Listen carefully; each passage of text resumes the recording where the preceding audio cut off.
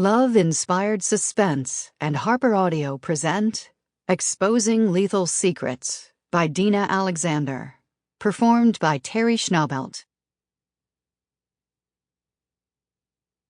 Glory ye in his holy name.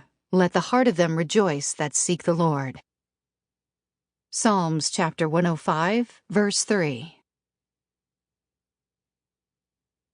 Mickey, your strength and courage astound me. 1. Getting out late today, huh, Olivia? Marty Jenkins, an older gentleman Olivia Delaney had worked with for the past 5 years, tipped his trademark tweed scally cap as he passed her. Friend or foe? No way to tell, so Olivia forced a smile and hooked a thumb toward the exit. Just grabbing something I forgot, then I'm on my way out. Well, you have a good weekend. You too. A shiver raced up her spine as they passed each other in the long corridor.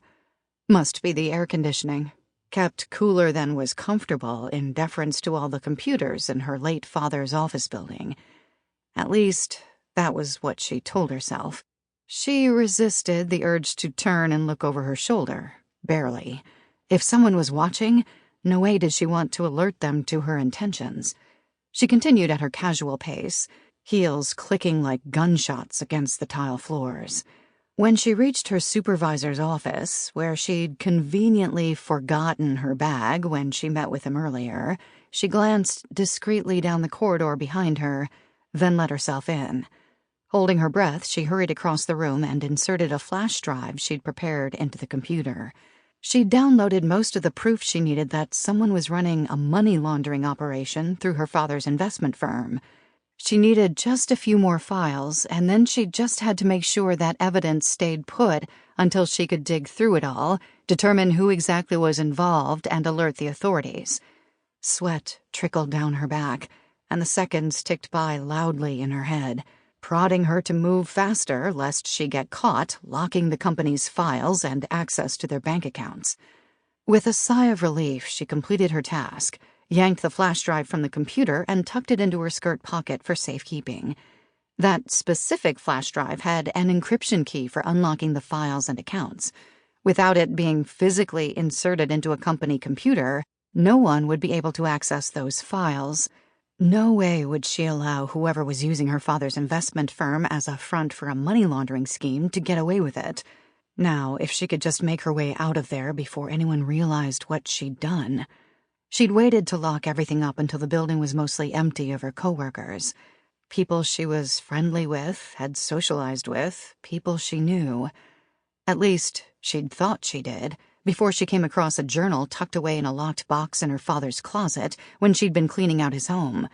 Her brother, Tristan, hadn't let her anywhere near their father's office, but he'd left the rest of the house to Olivia to deal with. Well, half-brother. Olivia had 2 half-siblings, Tristan and Amy. They'd had no interest in their father on a personal level, and now they could let that show. Tristan and Amy's mother had walked out a long time ago, leaving them to be raised by a man who, according to them, hadn't wanted to be a father. They claimed he was a ruthless tyrant who didn't care about anything other than his business. Olivia's experience with him had been so much different, and a point of contention between her and Tristan for as long as she could remember. As if it were her fault he'd found God after marrying Olivia's mother. She couldn't help it, nor would she apologize for the fact that she and her dad had been very close, especially after her mother passed away when Olivia was a teenager. So she'd applied herself to honoring his memory as she cleaned out the house. Then she'd found that safe. Grief and guilt had nearly overwhelmed her when the combination to the lock turned out to be her own birthday. The journal contained information that didn't make sense. Shell corporations, questionable real estate transactions, and large amounts of cash being moved around, in addition to instructions and passwords to access files on a laptop hidden with the journal. Apparently, her father had stumbled across a massive money laundering scheme.